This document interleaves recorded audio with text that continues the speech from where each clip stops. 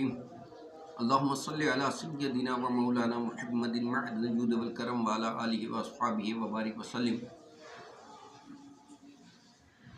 اللہ تبارک و تعالی جل شانہ نے قرآن مجید فرقان حمید عظیم نعمت ہمیں عطا فرمائی۔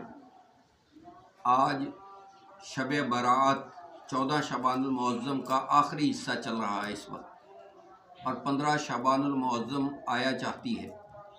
روایات کے مطابق مسلمانوں کے نامہ اعمال پورے سال کے آج ہی کے روز عصر کی نماز کے بعد مکمل کر لیے جاتے ہیں، اور مغرب کی نماز کے بعد نیا نامہ اعمال پیش کر دیا جاتا ہے۔